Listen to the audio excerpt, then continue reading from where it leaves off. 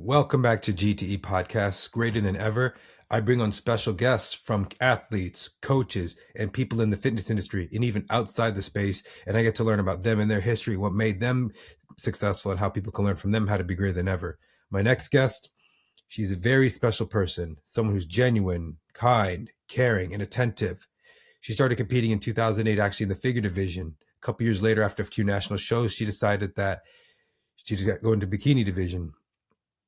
She's competed in over 16 shows in 2018 to get to her first Olympia, winning her first one at the Patriots Challenge.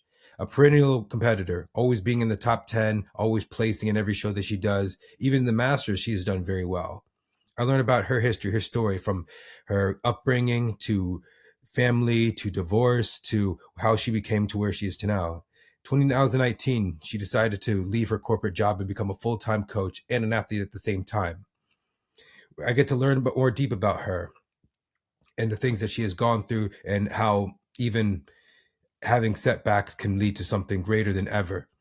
Please welcome my next guest. She is the current reigning Masters Olympia champion, Kerryne Henich. I like the camera and the setup. Oh yeah, this is my husband's office, so I got all the That's man gear awesome. up here. That's awesome. So how are you doing today? Thanks. I'm good. How have you been?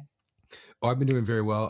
I was happy to bring you on because not only because you are the Masters Olympia champion, but I wanted to kind of bring you on, get to know more about you and, your upbringing and how you got to where you are today. I feel like you have a very interesting background and, I did watch some things, so I kind of took some notes. So I have, some information right here because Yeah. I wanted to ask you questions that maybe I thought of that maybe some people did not know of. So Yeah.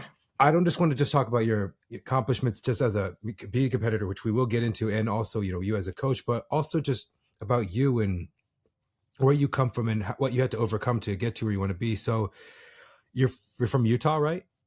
Yep. Oh, Born and raised. okay.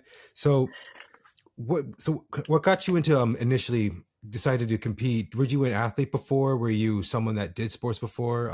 Just kind of like how you were born and raised. Yeah, I mean, I always wanted to play sports. I always begged to play softball. My brothers played baseball. I loved going to the ballpark and watching them. Never got put in, so it wasn't. My dad really focused on like the boys and their sports.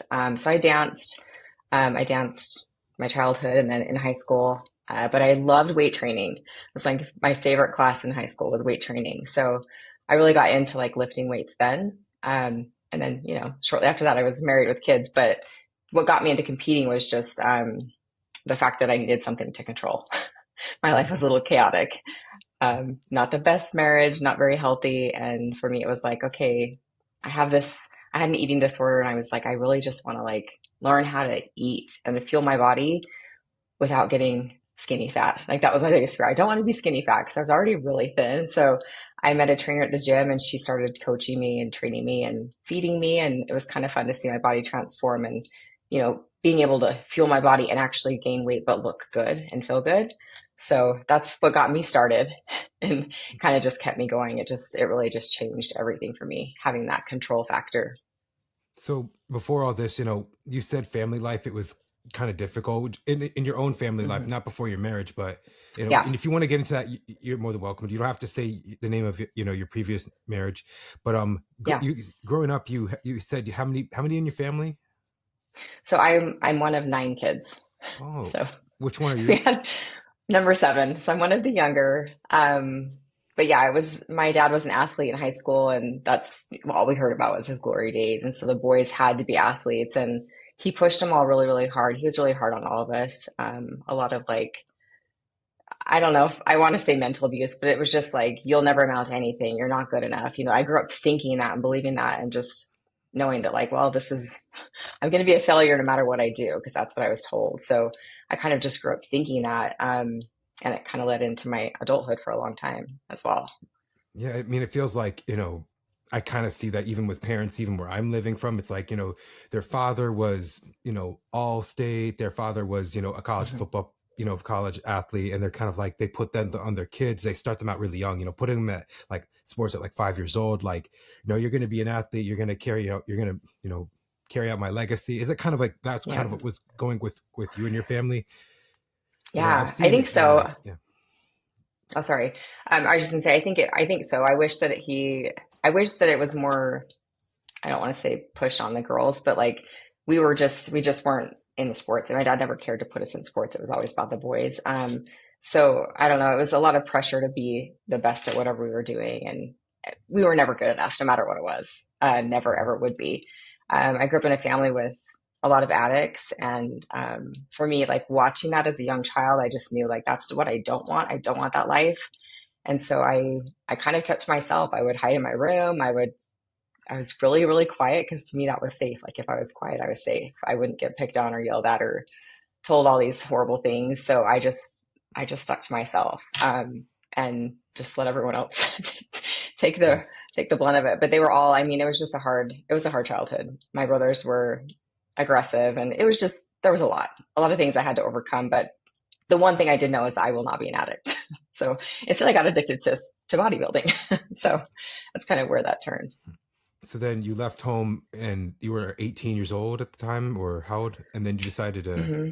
start your own Yeah, I was life. actually 17. Yeah, I graduated at 17 and I moved out immediately. I moved in with my older sister and her family. And just I was working and I went to beauty college.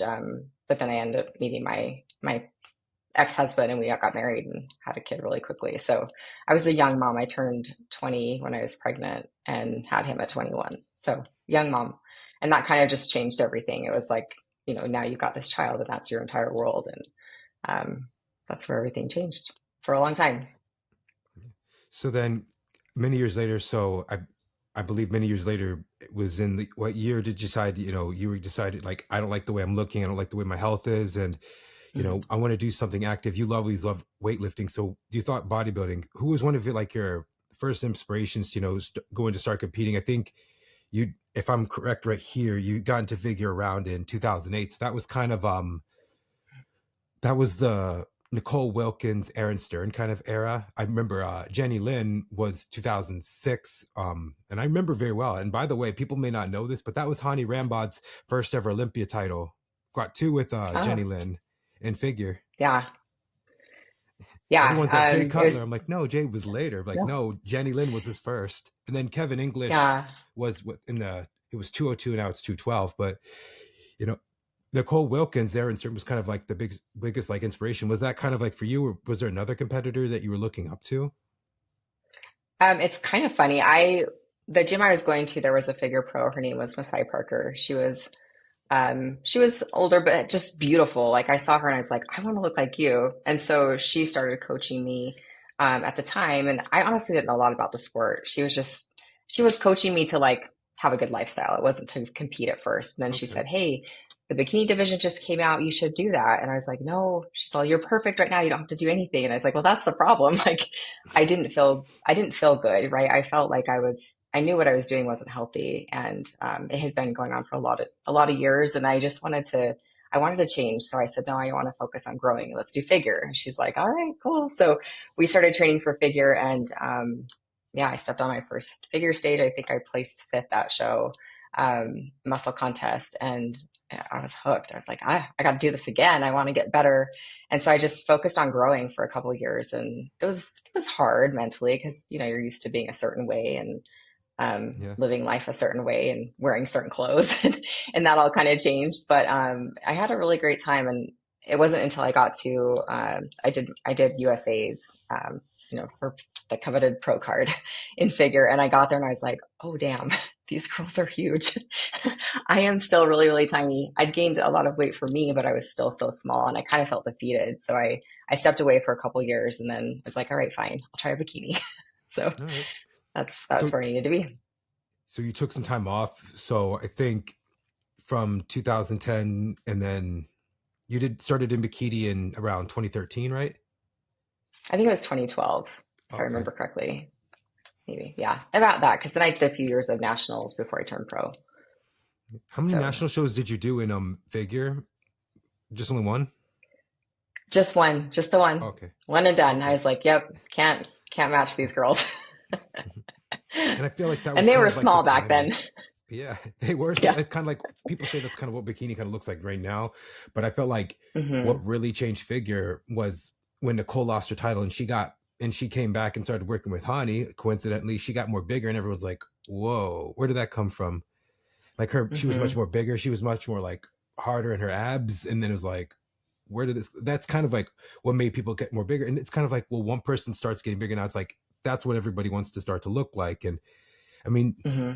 when after Nicole, it was Latoria, and then Sydney had her 8 years, and now we have Rhea as the champion. So, but I felt like everyone was Yeah. like, "Well, I can't beat them at certain things. I can't beat them at detail, so I'm gonna get big." And it just doesn't like you have to have the great presence, great confidence, and just show. I mean, that's kind of what I see as figure right now. So going back to you in bikini, you did 4 national shows in 2014. Um, Hmm. how did you do? How did you do in those? And did you? And what kept Terrible. you going? It's It was okay. honestly terrible. No, it's good. I'm okay with it. I got last call outs like every single show I did. There was one show in 2014. It was North Americans. I got second place in Open and Masters, and then I did nationals and I got last call outs again. So it was just for me, it was like, you know what? I love the sport so much. I really didn't care about the placing, and I wasn't necessarily like chasing that pro card if I got it, cool. But I really just enjoyed everything about the stage. So for me, it was just get up there, have fun. If I stop having fun, I don't want to do anymore. So Yeah. it has to be fun and be a good loser because I always tell my clients too, like one day that will be your day. So learn to be a good loser so you can be a great winner. Yeah, I Um, mean, yeah. But even North America, it's like you get second. It's like you're one place away from a pro card. So I kind of like, well, I'm right yeah. there. I think that's why you went into nationals, and then Hmm. so listen, you had it hard. This is why I appreciate what you've done because it was almost 7 years as an amateur, Hmm. and Yeah. you're showing everyone that you've gone through, and that's one thing I commend about you. But get this, so you turned pro in 2015, and then back then it was Hmm. only 6 classes at Yeah. junior nationals. There was 234 total girls. In your class There's alone, you were class D, class D. I don't know It, if I C or D, but there was 48 yeah, in my class, I actually, believe. I actually wrote that Yeah. down. There was 48. There was 234. There was like an Hmm. average of 40 in a class. But if you look at it now, there are 8 classes, and there's about almost a third of that right now. So about there was I 80 know. this year at the junior nationals. But you had, I mean, to go through all that. I Hmm. mean, it's like if you go through almost that many on an amateur stage to a pro stage, you're ready for anything. So I think those, even though you turn pro you turned pro at a great time and you went through it. I think that people show you Hmm. resilience and like, hey, I can do this. I can be something great at this. That's what kept you through. So you turned pro in 2015. You won your class at junior, which that is very hard to do. Only class Yeah. winners turn pro, and only 6 of them out of 230. And you're the only one who can Hmm. say in that junior nationals class, I got to the Olympia stage. So that's Yeah. something That's, special. yeah. Thank you. I appreciate that. I did not expect to go pro then. I mean, I turned 35 the year prior, so I was already older, you know. So in my mind, it's like it was a warm up show for Teen Universe or Master Nationals. So when I turned pro, it's like, wow, okay, cool. Here we go. And I didn't do any master shows for a long time because I just wanted to stay in that open class. But I do appreciate that. It was a lot of work, but I appreciate every second I got on stage because it was just time to learn, time to grow and get better. Yeah. I mean, you even like even so you've been a consistent, top, you've always been in that like top 10 placings. You've always placed in a lot of shows, even in the masters level. So you've been very consistent for over 10 years in competing. Mhm. Even with some ups and downs, you've always been very consistent, Kerryne. And that's one thing that I think that makes you stand out above a lot of athletes. And to be, people say, well, it's too late, and you're like, no. Jennifer Ronziti, she didn't turn pro till she was 32 years old, and then she did her first pro show at 34 and her first Olympia at 34. um and she was one of my closest friends. She's from Maryland. I don't know if you remembered her. She took fifth in I do. 2016, and then she took second the following year. But she's like, it's like, I don't know if I compete with the girls are too young. And I'm like, no, you're at a great age. No, you're more mature than them. They're running around like they don't know what they're doing. Like they're running around like, I don't know what to do. They don't have that maturity, like both physically and Hmm. mentally, but you came in at a good time. So it's not something to be ever upset Yeah. about. I really think I'm telling you this because Yeah. people think, well, it's too like, no, it's like, you're in a great time. You're in a great time to do it. You're more mature, you're not running Yeah. yourself into, you're kind of like, yeah. I think there's a lot to be said for that too, because I understand like you can do this at any age, but it's so hard to do it older with kids and a family and a full-time job and everything you have, all the stresses you have. But I think for a lot of us women who are in that situation, bodybuilding is it's like a, what do you want to call it? It's a break for us for one, but it's also something that we have just for us. Because when you're a mom and a wife, like that's what you are. You're just a mom, you're just a wife. But like when you get to be something else for that one day, even on stage, it's just kind of like that little escape for us to kind of get away from life and be something different. Okay. So 2015, you turned pro. And if you don't want to talk about this, you decided to have a divorce. It was about Hmm. 16 years of marriage. Yep. So was that Yep. A long before time. nationals or was that after? It was right after. I think I had Oh, done just my pro debut, maybe. And yeah, it was just time. I mean, it had been time for a long time, but I just didn't have the courage. I honestly didn't. Like, I didn't really have a voice, and I was getting so strong, and I don't think my ex appreciated that because I was, more defended of myself. Like I defended myself more, and I don't think he liked that very much. So we just kind of grew apart, and my kids were older, and I had tried to leave a few times before, and it wasn't going to go well with the kids. So I sat them down and I just told them, hey, I think I'm going to ask for a divorce. And they were both very supportive and they understood and they wanted us both to be happy too. So it was a really good time. and you have two kids with. Okay, Hmm. all right. I just wanted to like, I just kind of wanted to know, kind of just to verify, just so I'm not saying something wrong. So Yeah. it was neutral. It wasn't like anything argumentative. It was just like, okay, I understand. I mean, it's never easy. Yeah, It's never pretty. Like it's always hard. There's always things, but I think it was something that we both knew was coming for a long time. And one of us just had to like say it, just to do it. So yeah, I don't know. I just one day was like, yeah, I think I'm ready. And I just felt peace when I thought about it. So that's when I knew it was the right time. I just felt peace and comfort. Like I just knew I was doing the right thing. okay. So going into like 2016, you did compete. I mean, yeah, Karen, you went against Olympia champions. That's wild to Hmm. think about that. Like you went against Courtney Yeah. King, you went against Angelica. You like, wow, I got to go against Yeah. some great athletes, and you've gone Yeah. through it, and It's awesome. you've been very consistent. So Thank the you. experiences that not just only in your life and just in everything that you've done, even having a family, it's hard to be a full time mom, an athlete at the same time, and then also doing a job. Obviously, I'm hoping that it's everything that you're doing. It's like you're showing your kids, like, hey, we're eating healthy. You want something in life, you got to be disciplined in order to do it. That's something that you Mhm. can continue to carry, and that's what I'm hoping women that are having kids and also competing can do at the same time. So do they at what age do they understand, like, hey, I'm an athlete, I'm also a competitor, we're going to eat healthy, you're not going to have any junk food? Is that kind of something you integrated to them? Yeah, so I'll say when I got divorced and I got my own place, I didn't have a lot of junk food in the house. It was like a running joke that whenever my daughter went to my sister's house, she would eat like a whole bag of chips because it was like, oh my gosh, junk food. And so we'd always joke about that. But what I usually would do is I would take my kids to the gas station, say like after school, pick your treat, whatever you want, you can have. But I didn't want to buy like a bunch of stuff. So I didn't have like a box of Twinkies or whatever or a bag of chips, but they could pick that and they could have their little personal size snack for the day. And I mean, I had other things at home, but like for them, that was kind of fun too, because it was something we got to do after school every day. And I didn't have to have all of that crap in my house. So it helped me too. And I mean, they always saw me eating healthy. They knew like, I had goals and stuff, but I never forced it upon them. I would always make them other foods. I just cooked two different meals most of the time. So we made it Yeah, work. that's awesome. That's a lot of work. But so Hmm. so going back to competing, so you did about 16 shows in 2008.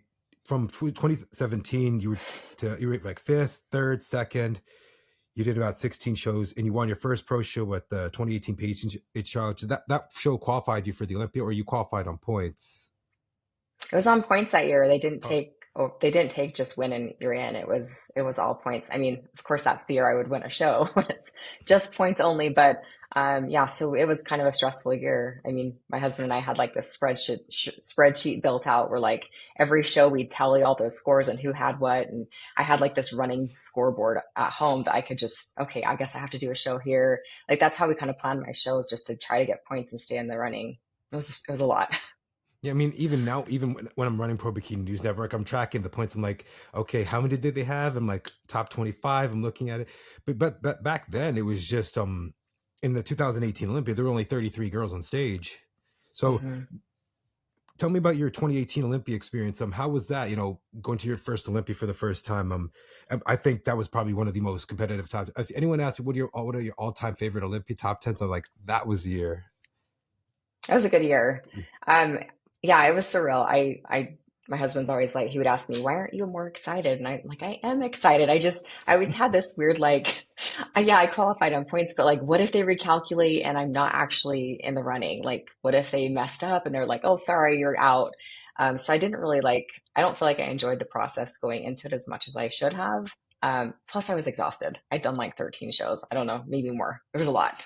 16 maybe, I can't remember. Yeah, A lot of 16 shows. from So 17 16. qualification to getting to, I think it was because back then it Yeah. was in September. Yep. Yeah. So I was tired. I mean, I was pretty torn down. Like I didn't have much left in me.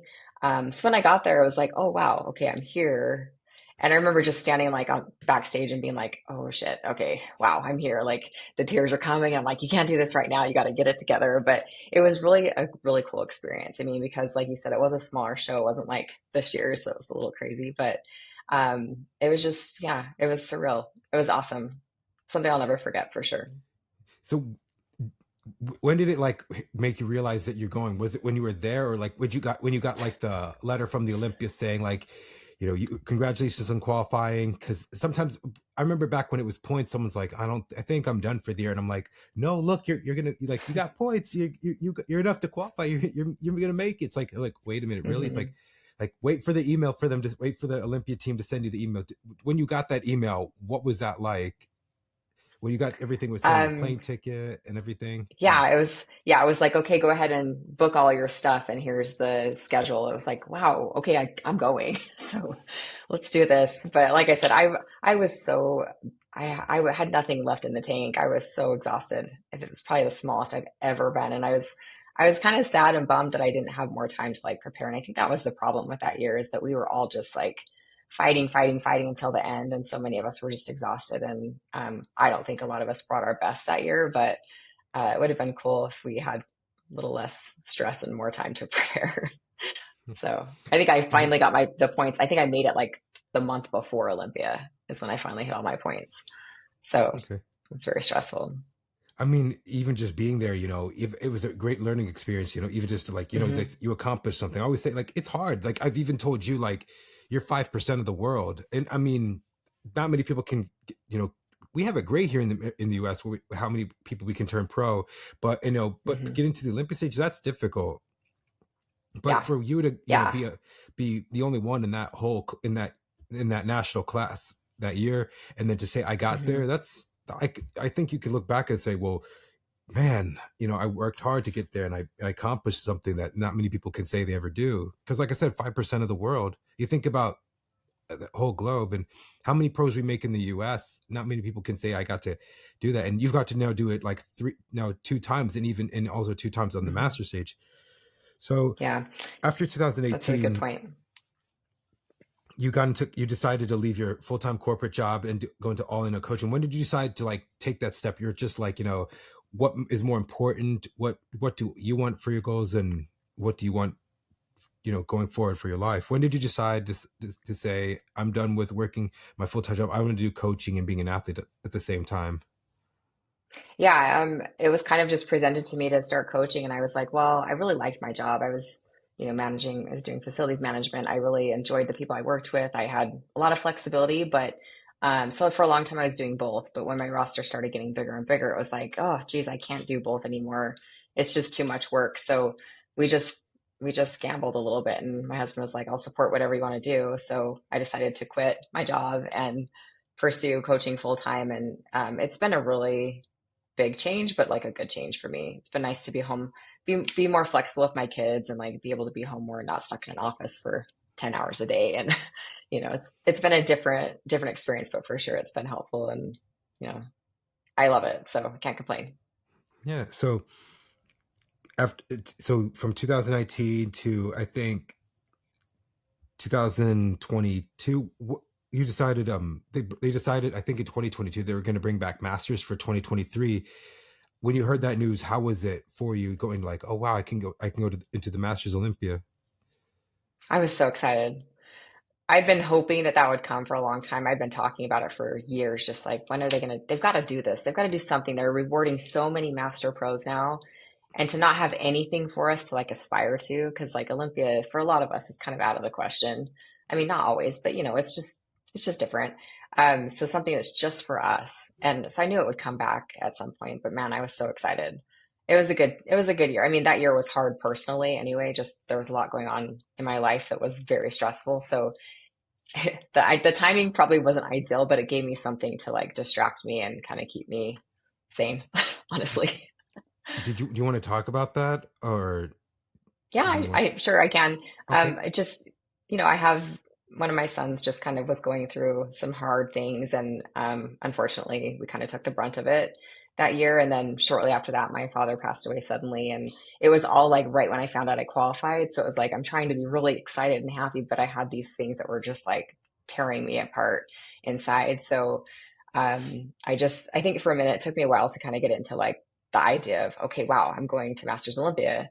But once I started, I realized like I can't live for anybody else. I have to like enjoy my life. I'm only here for however long, so I need to just give everything I can to what I want to do. And so I changed my focus and focused on Olympia. And then, yeah, it was great. It turned out well, but it was a really rough year, really hard.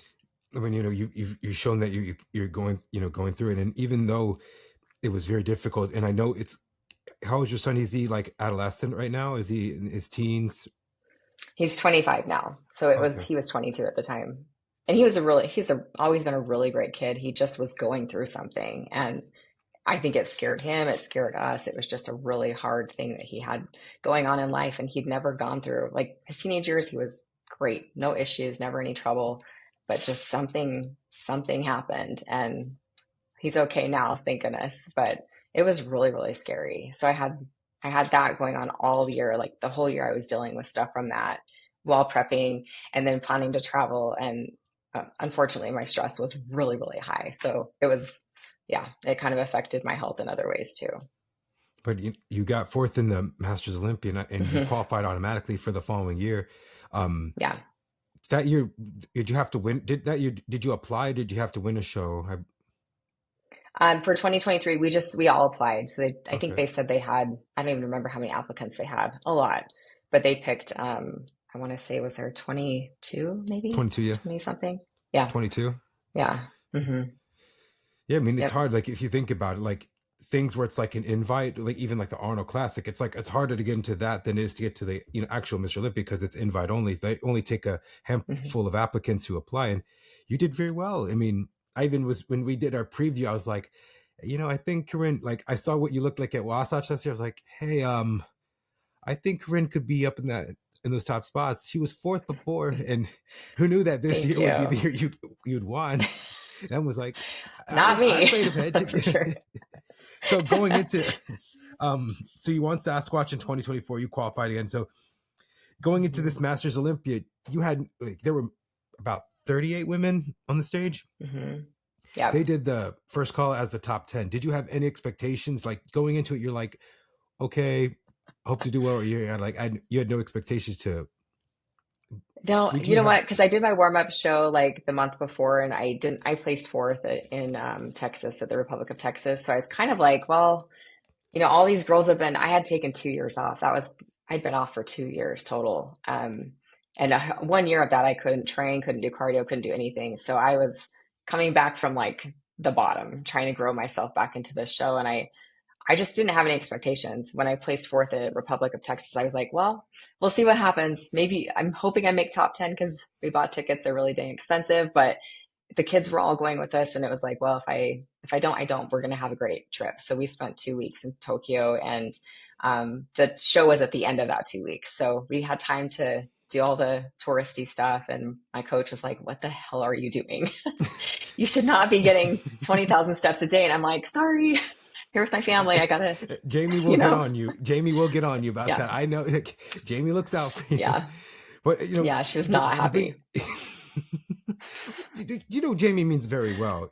You know I that. know. But I do. but you get to experience Tokyo. Not many people like if you get to go to Japan, Hmm. go to Tokyo, go for a week. If you're there for a couple of days, you don't get to have an experience. You get to go Hmm. around, see like it's almost like it's clean, it's nice. It's one of my dream places to actually go to. But to Yeah. bring your to bring your kids along, and how was that with your husband and kids? The whole experience, just being in Tokyo and then them seeing you win.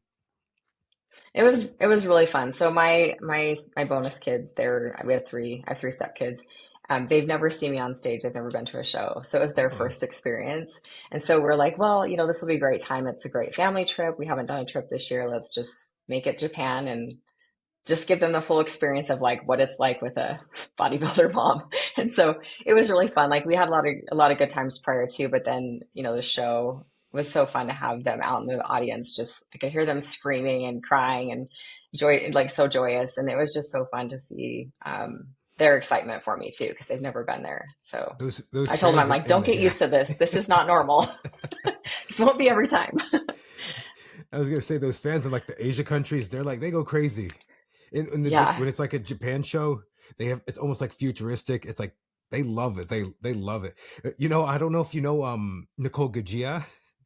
Hmm. Yeah, The I do. whole week she's doing her stories. Her husband keeps eating ice cream. I just was like, it's like, yes, he's on Poor his third girl. cone. she's prepping and she's like, I don't know how good the ice cream is. Like, that ice cream looks really good. And I didn't her have husband would any. just I keep should give me the have. hotel room where she was showing everybody around, like, rules and things going. I was just seeing her story. I'm like, wow, this looks like so much fun. She's showing everyone that's going on, but you get to go and to have that experience. It's like, I mean, that's something you get to live and get to say, man, that was awesome. I got to do that. Hmm. So Yeah, it was going fun. in, so at the Masters Olympia, when they had the top six and you and Jessica are like splitting center, were you thinking, oh, what's going on here? Or were you kind of thinking I might actually, because it wound up being a 1 point difference. Yeah, yeah. I was like, wait, what? How is this even possible? Like, I legit, I did not even expect top 10. I really didn't. So I was grateful to be in that first call out. But then when it was Jess and I was like, what the hell? Like, what is going on here? How is this happening? Because I just felt like, I don't know. I just felt like I was so behind, just after the prior couple of years, I just felt so behind. And I know we worked really hard. Like when we did Texas, we had to like, I mean, she was shoving food down my throat so bad all peak weeks. My body was just like burning through it.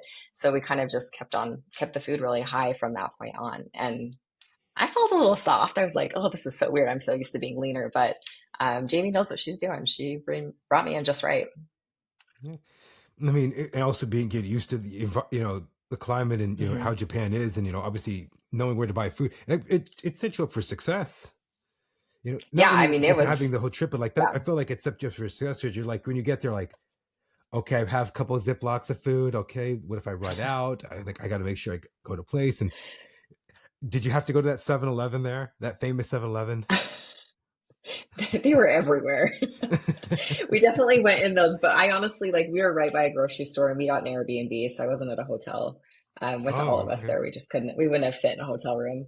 And so we were cooking meals at home, which is great. We were able to like go buy chicken and rice and all the stuff and just make our meals at our Airbnb. So I was fine.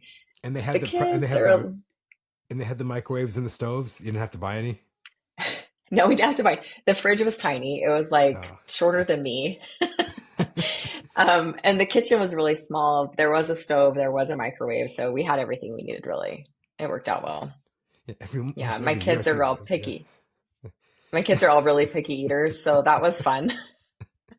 That was like the worst part of the trip was trying to find something everyone would eat. And that was honestly the most stressful part for me. I'm like, I'm over it. I'm not deciding food anymore. You guys can eat whatever you want or you cannot eat. I don't care at this point. Because one's a vegetarian, the others they're just picky. So like, thank goodness there was McDonald's there. That's all I can say. They didn't want to try anything Japanese food at all. No, they're What? terrible. Oh, come! No, They're I know. missing So my out. husband and I, I Oh, know. We're like, we didn't even get sushi or anything. We literally just ate.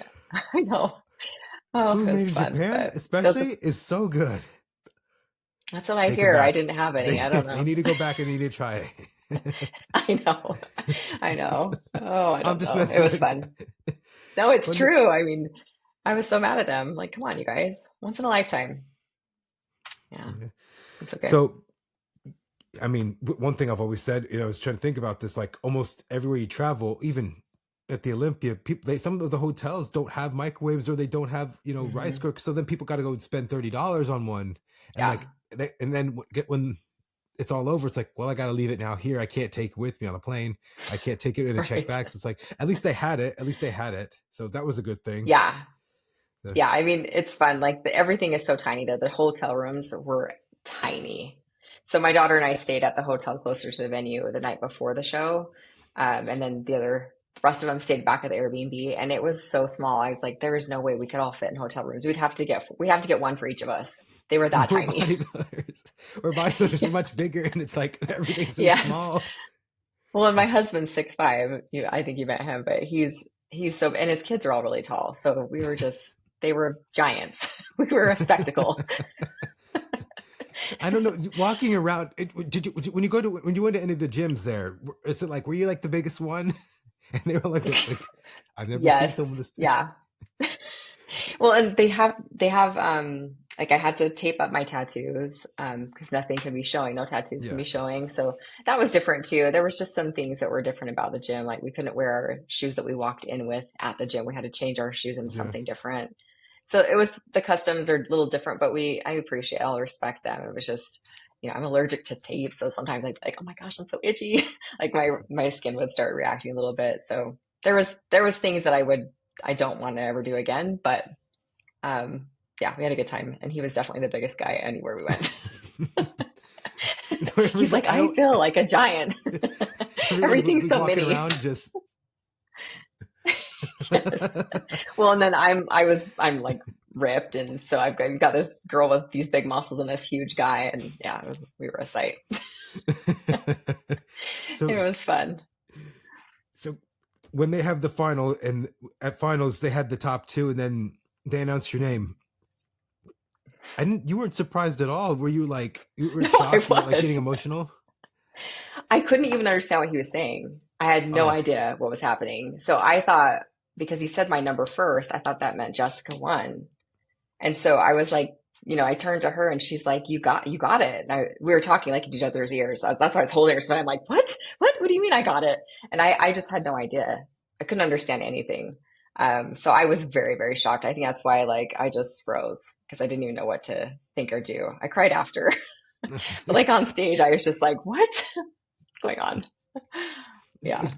so it sunk in right after you got off stage, but on stage you're kind of like what just happened? And Yeah. like wait, and then you Yeah. have the Well, trophy in your hand, and then coach greets you like you won. Then that happened, and you started to cry. yeah, it was when I saw the kids, they all came backstage and they were all crying. And I was like, oh my gosh, okay. It Aw. was really sweet. I mean, they were, I don't know how they understood what was going on because I could not, but they knew, like, right when they said my number, you could see there's a video that went around a little bit Oh with yeah, me yeah. and Jess on stage, and then the kids like getting all excited. And so when I watch that, I cry every time I watch it because it's like, oh, that was so sweet. I'm so glad they got to be there with me and experience that. And I mean, it was just I don't know, such a surreal moment. Like going into that show, regardless, was just surreal. But making top 10 was hard, like crazy. I didn't expect that. And then being top two was like, oh, wow, okay, here we are. And I fully expected Jess to take it. So, yeah. I mean, like I said, anything can happen on show day, and you became the new Masters Olympia champion. So how was that? How was that for you? Having this title, and then you're going into you went to this year's Olympia. Did you kind of like I get to experience the Olympia again, or you were kind of like, wow, I Mhm. get to go to the actual. You won the Masters, so now you get to go to the actual Mr. Olympia. How was that knowing that you finally got back there again after getting there once time in 2018? Yeah. So Jamie came backstage and she's like, because I was planning that to be my last show. And she's like, so you're not done? It's like, what do you mean? She's like, well, you qualified for Olympia. And I had no idea. So she's like, well, I think, let me confirm. So she confirmed it and then told me. So I was honestly just really excited to actually go to Olympia when I could, when I wasn't tired. That would have been it was my third show. So like I wasn't tired. I felt really good. My food was so high. I mean, I've never eaten this much in my life ever. And it was just kind of cool to be like, okay, cool. Now I can actually go and redeem myself, even though I knew I wasn't going to place anywhere, but I just wanted to get on stage and like feel proud of what I was bringing because I really Mm. didn't feel proud of the look I brought in 2018. I just know I was way too small. And so it was fun to like do things a little differently and have just that like behind me of, I get to actually push and bring my best. So Coming in not so stressed out, I feel like that was much better. That's feel like that's what I saw. Like you were happy to be, even just meeting you in person. I was like, she's much more happy to be here. I was kind of thinking you're like, I always felt maybe I had the wrong interpretation. I always felt like you're very reserved, like, not very much of a mhm. talker. But then I was like, I'm gonna talk to Kerryne just to tell her like, man, you did something unbelievable, and for what you're showing women that they can do it. At the age you are, I don't want to make this just like, but you're showing women that Mhm. anything can happen. Even your kids are gonna like go and say, "Yeah, my mama's awesome." Like my Yeah, mama showed thank me what I you. can do. Like that's one that means more. I even tell Hmm. anyone who has a kid and family, it's like they're gonna look at their parents and go, "Yeah, my parents are awesome. Yeah, they show me what if you wanted something in life, if you wanted to accomplish something, you could do it." And I mean, I've always said this: you never underestimate a women's physicality. What people ask why it got you into like in women divisions and like in bikini and figure, and when it started, it's just like women do unbelievable things. I mean, you think about going back to Corey Everson, one of my favorite, and I got to meet her at the Olympia thanks to Bev Francis, but um, she was the person who got people into the gym, and she was winning a lot, and she won 6 Olympias. But then we saw what Lenda could do, and then I will say this one person that impressed me the most, and she won the Olympia at 43 years old because she did her first one around when Corey was winning at 27 years old, and then took 15 years off, and then won her first Wow. Olympia, Juliet Bergman. But she had injuries. She got bitten by a dog, got an infection, and went through Mhm. all that. And she won women's bodybuilding Olympia in 2001. So I was like, you never underestimate a woman. Never, they could do a lot of things. I mean, Exactly. Juliana It's Malacarne, true. yeah, she won 4 straight Olympias from 40 to 44 years old. They do unbelievable Hmm. things. Now we have Yeah. things interesting in bikini, or like someone loses a title, they can get it back. Back then, it's like they lost it, they never got it again. Now we have 2 girls that have lost it and got it back. So you, you women do unbelievable things, and you do great, amazing Yeah. things. Thank you. So I there's agree. never a I think limit. women are awesome. Yeah. And you're right. Like I am quiet. I'm not really loud on social media. I'm not that loud. I don't know. I'm a quiet person. I've always been really shy. I mean, I was told to sit down and shut up my whole life. So like for me to like put myself out there and get on stage, people are like, "You're doing what? You're doing a bikini competition." Like, "What? Who are you?" Because I've always just been really like I don't know. I just kept myself. It kept me safe that way. And so for me, like this was just an outlet that I could actually express myself in a different way. And I'm definitely more social now than I used to be, but it's been hard. It's been a hard journey for me because I just didn't grow up. That wasn't okay. We didn't talk. We didn't communicate. We weren't allowed to tell her how we felt.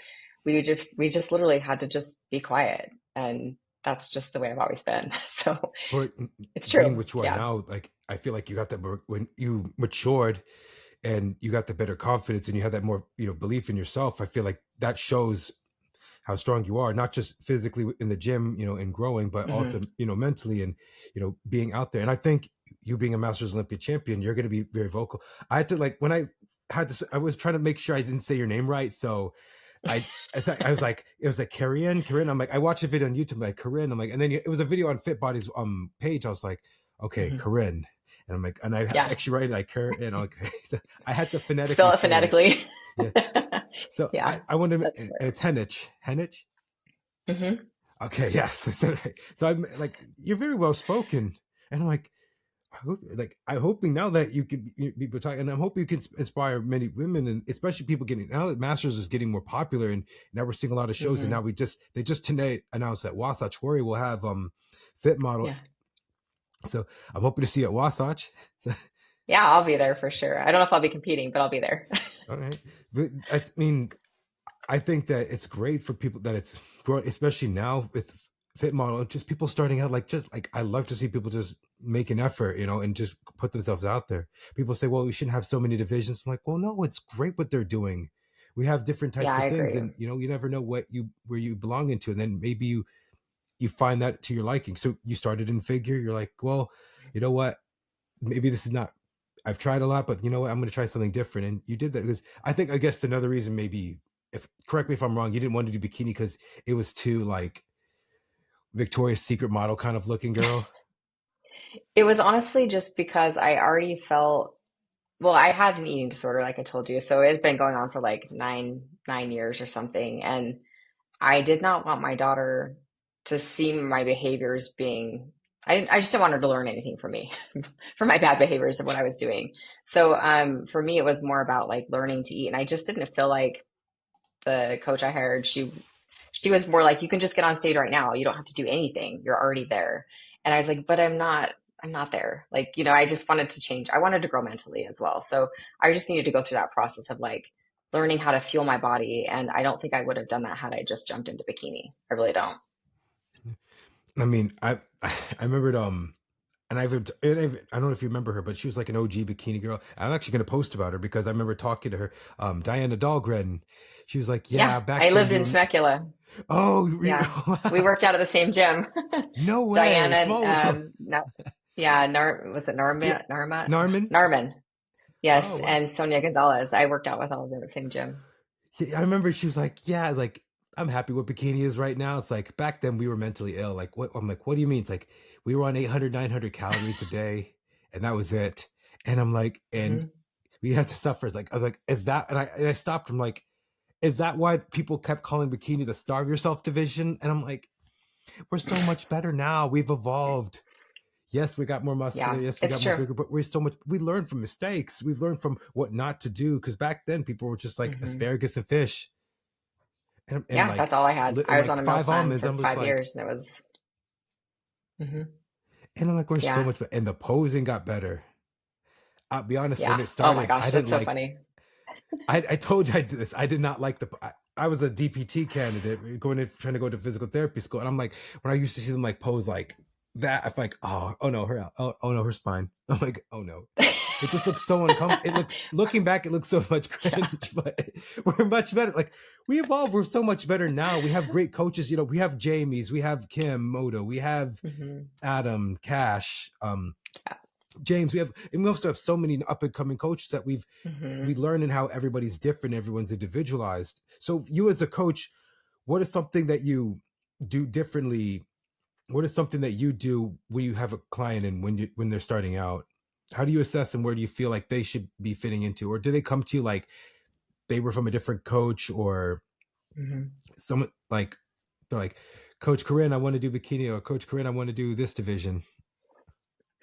Yeah, I mean, it's hard because we do often get people that are coming from other coaches and they might be on really low calories or maybe they didn't reverse well. And so they're up a little higher than they should be and their metabolism's not functioning the best. So ultimately, like initially the goal is just to get their metabolism back in a great place to where we're eating enough that we can actually gain muscle and, have something to pull from when we start prep. Because a lot of times you get these girls that are like, oh yeah, I'm eating 1,200 calories, but I want to prep for a show in 12 weeks. And I'm like, oh, we can't do that. We can't pull from 1,200. I'm not willing as a coach to put my clients that low. I was at 800, 900 calories for years, and I know what it did to me hormonally in so many different ways. Right. I'm not willing to do that to anybody. So, plus, I get a lot of women that are closer to my age, and we're going through perimenopause, and like we have different hormonal issues that we're going through. So, it's all about getting that lab work done, making sure your hormones are balanced. That we have a great starting point before I'll even talk about prep. All right. And so, I mean, that's great that, especially like I said, we're much better now than we were when we started, I think 2009. And we've evolved. We've decided there's Hmm. different ways of doing things. Obviously, your training demands, and when you get to certain weeks of prep, you have to have that discipline. You have to have that discipline, not just like, okay, you're gonna do 800. Like no, like you could still have the same amount, but obviously depending on the type of foods and the type of macros, you have to obviously. And we're so much better, like with sodium manipulation. Like Hmm. people still do this. They're still putting them on like diuretics and stuff. It's like no, like if the one thing even I noticed even with Jamie is like she knows how to like manipulate sodium levels. Like I was like, okay, reduce this. I don't know if you know him, Tommy Nguyen. He's a Oh classic physique. yeah. Hmm. He's actually going to compete this weekend. So that's why my coach is like, nobody send our check-ins. We have a couple guys doing shows to dash to qualify. But Tommy was like, Awesome. they find different ways to like work with the athletes and go and say how much they could take in. They know what foods they like, what they don't like. I always like think that I always there's always that this is what science says, this is what I see work, and this is what I see work. And you as an individual, tell me what you like, what you don't like. I'm going to tell you what your body responds. It's always that's the science part. You don't have to be like the Hmm. sciencey influencer person. You have to understand how someone's body works and how they function. And obviously certain things, if you notice they're inflamed, if they're holding water, you have to see what kind of foods is causing that. And it's always a guess. Yeah. And sometimes I find it's even just overtraining, just taking a few Yes. rest days does wonders for people. So, but you're right, it just depends on the person. And sodium is a cool thing, and potassium we're starting to learn so much about, like how you can manipulate those. And it's kind of a newer thing that we're starting to incorporate, but it's been really cool to see just how bodies have changed from just those two things. So So with your steps, do you wear your this is a good question to ask. For your steps, do you wear an Apple Watch on your ankle, like an ankle like bracelet, or do you wear it on your wrists? I wear mine. I wear it on my wrist. Yeah. Okay. I I noticed have people clients that wear doing it on their that. ankle. I know. I was I'm like, do you like, have an ankle monitor? I It's don't like, know. no, it's like I have to make sure I'm walking. And it's like, how come you have I this guess many if my steps? Right. I guess if my steps were that high, I might think about it. But I've been really lucky this prep. Like I said, I was starting out from way under where I should have been. I had some heart issues going on. I had to have a heart ablation surgery 1 year ago. So I was kind of coming back from like literally not being able to eat, train, or do cardio. So I was very thin, and I just got to like eat. So I was like, cool, now I just have to eat and like learn how to feel my body again and get that muscle back. So my steps were always pretty low this year. Even right now, I'm barely hitting 5,000 a day, barely. So just minimal. So luckily, but yeah, I guess if I had to like really focus on getting like over 10,000 steps, I probably would think about putting it back on my ankle. Because it does get, it doesn't get used when if you're holding onto something when you're walking. There's a lot of reasons why it doesn't count your steps, which can be very annoying if you're really counting steps. Yeah, that makes sense. So one question I want to ask you is, hold on, what is something that you would like to pass on to women starting out in their late 30s or early 40s, even young girls getting into this? Um, Gosh, there's so many things. I think a lot of people they come into it and they're like, "Oh, it's going to be easy." I work out, I already eat healthy, but you don't realize how different it is to like prep for a show. So just be patient, give yourself the time. Don't try to rush it. Don't try to get on stage quicker just because you think you want to. I think just taking that time to really build and grow and like learn about your body and get it down to where it's like, okay, now I'm understanding my body's responding well, and then enjoy the process. Like I said, be a good loser. If you don't lose or if you don't win, that's okay. Everyone's going to have their turn at some point, but be a good sport, support them, give them a hug, tell them congratulations, and then get that feedback and come back. If it's not for you, it's not for you. But I think to be a good athlete, you have to be able to, switch gears in that way and just appreciate whatever the judges tell you, appreciate them for it, thank them for it, and then get back to work. Yeah. So it's not going to be easy. Yeah. So what is next for you? Being the Masters Olympia champion, you being a coach, competitor, business wise, what is something that I'll repeat that again if you want me to, but what is next step? What is next for you, for this year and for the future? Well, I'm entering my improvement season, so I'm done competing for the year. But I don't want to take another 2 years. So I'm hoping health wise everything goes well and stays consistent, and I can just keep pushing. But planning hopefully maybe some spring or fall shows and this year, or sorry, in 2026, and then obviously Olympia in 2027, Masters Olympia. So we'll see how it goes. But that's my goal. That's my hope. So, And then so obviously, like with clients, I like being at their shows too. So being a good coach, getting my clients where they want to be, also important. also, so that's on the business wise side of things. Is like, it's something that you want to like, is something that, is there some new project that you want to do, something that you want to grow more, or just mostly your clients? Um, with my clients, like I've really tried to focus on like the mindset piece because I believe that you have to have a really strong mental muscle. It's not about physical all the time. Like Yes. you can get really far that way, sure, but like if you're mentally not strong, you're not going to get very far. So I've done a lot of different things with my own clients. Just we do a book club each month. We read like a mental health or like a mindset focused book, something that's self-help. And that's been really cool to see just the changes in like the way they check in, the way they're talking about themselves, or how they're not so negative anymore. So that's been really, really cool this year to kind of see that evolve. And I think just that having that community, Fit Body Fusion's huge, but like I want my girls to have a tight knit community too. So they'll meet each other at a show someday, but even until then, they're talking to each other, getting to know each other, they're seeing each other's faces on these calls that we do. And I've always just wanted that, like just a really fun community where like they all support each other and encourage each other and have that support because sometimes it's not always there with your friends or at home, but there's tons of us out there, so why not connect and be able to be there for each other as well. So I just want to keep growing on that. I really like that foundation.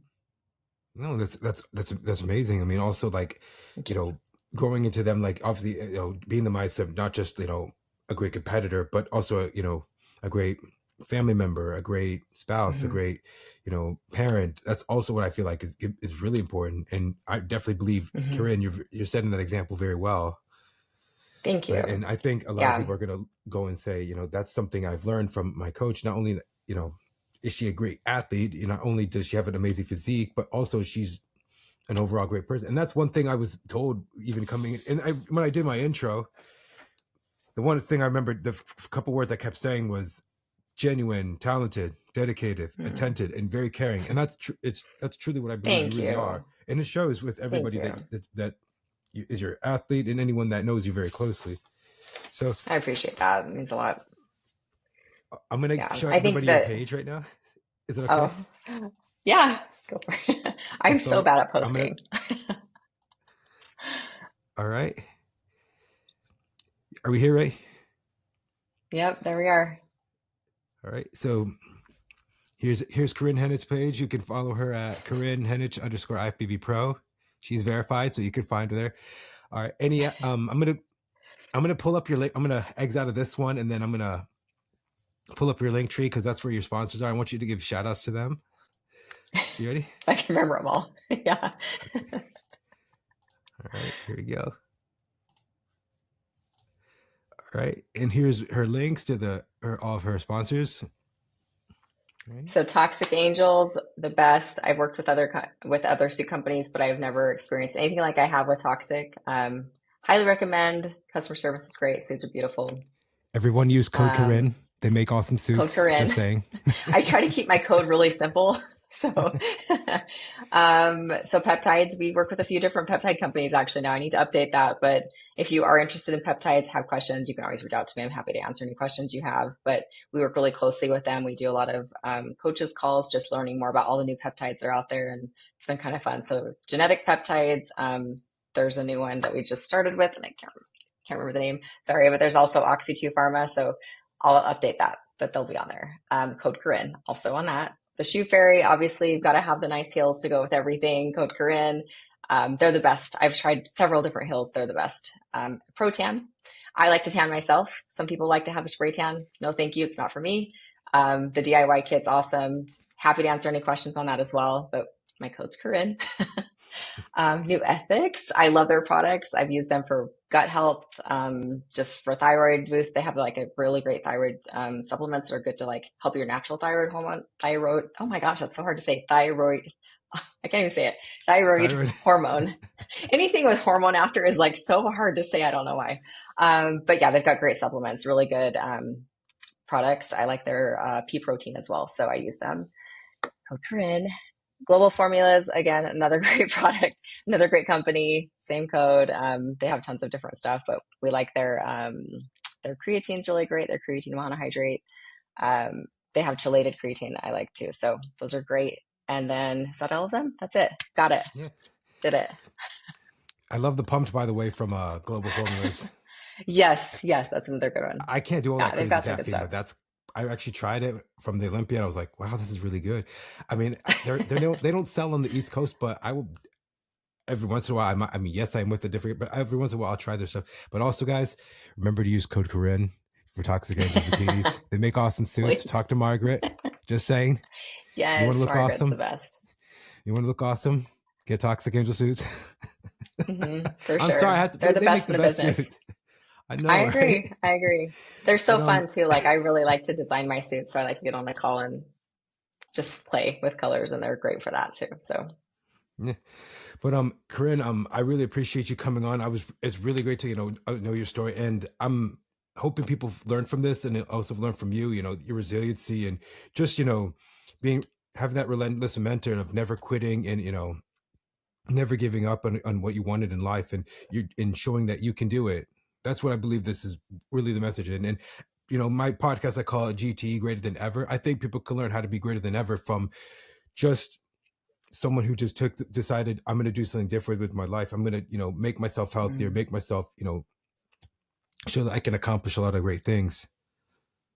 So, Thank so once you. again, Yeah, thank you I very much for appreciate coming that. on. It's my pleasure. Thanks for having me. Well, thank you very much. If anything, if you need to talk or anything, if you want to have this again, let me know. All right. Yeah, absolutely. I'm always open to it. All right. Thank Well, you take you. care. All right. Thanks, you too. Yeah, bye. Bye.